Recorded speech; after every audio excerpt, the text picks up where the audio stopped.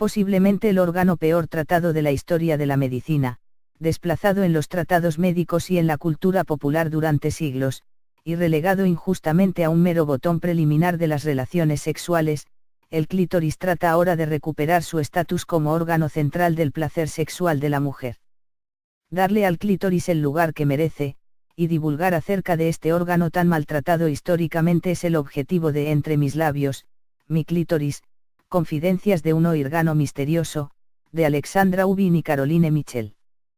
Este libro hace un repaso de los primeros avances en anatomía del clítoris, y cómo éste experimentó avances y retrocesos hasta situarse donde debe estar, en el centro del placer femenino. No obstante, han tenido que pasar siglos para ello.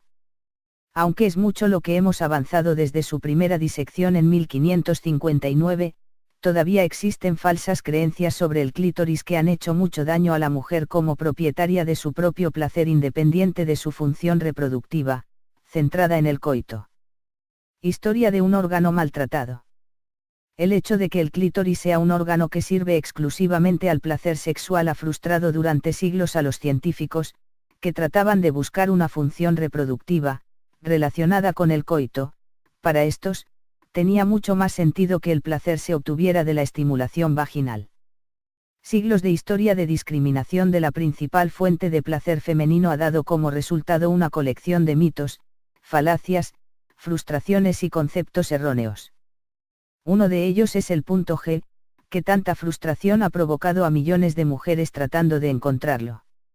Hoy sabemos que el clítoris no es solo un pequeño área visible, como decíamos, sino que es un órgano mucho más grande y complejo, que se extiende varios centímetros bajo la piel, y que puede estimularse desde diferentes ángulos.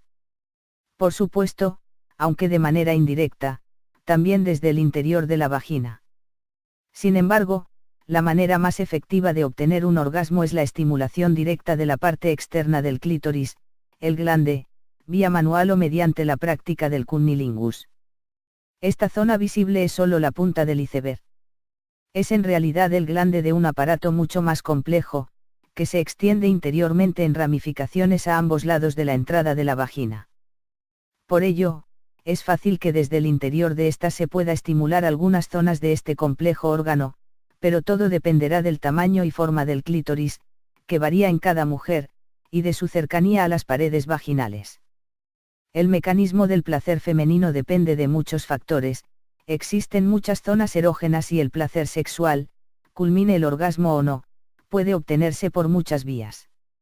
Lo que los científicos ya no pueden negar es que el órgano clitoriano es la fuente de este placer.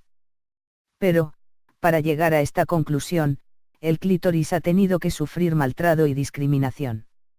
A continuación, algunos datos que toda persona debería conocer sobre el clítoris, curiosidades, y algo de historia. Durante décadas se ha especulado sobre la función reproductiva del clítoris en general y el orgasmo femenino en particular, sin llegar a una conclusión. No la hay. Este órgano no tiene ninguna otra función más que proporcionar placer, y, desde luego, no posee una función reproductiva. No obstante, algunos biólogos han especulado en ocasiones que el orgasmo femenino tendría una utilidad. Las contracciones de la vagina en este momento ayudarían al esperma a alcanzar las trompas de falopio para fecundar a un óvulo. El orgasmo vaginal es un mito. Hoy podemos afirmar que no existen dos tipos de orgasmos, sino uno solo. Eso sí, existen diferentes formas de obtenerlo. El cuerpo de la mujer tiene muchas zonas erógenas, y caricias de diferente naturaleza pueden abrir un mundo de posibilidades a la hora de alcanzar un orgasmo. No hace muchos años era común y aceptada la pregunta, ¿eres clitoridiana o vaginal? La mayoría de las mujeres no se sentirían identificadas con la última acepción. Eso es debido a que lo que comúnmente se conoce como orgasmo vaginal, técnicamente, no existe, sino que es producto de la estimulación del clítoris desde el interior de la vagina. El tamaño sí importa.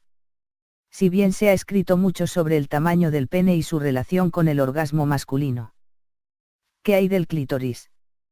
La obra de Ubin y Michel revela que las mujeres que tienen un glande de mayor tamaño y situado más cerca de la entrada de la vagina disfrutan de orgasmos con más facilidad. Es posible que la razón de esto sea que la fricción entre las zonas es más asequible.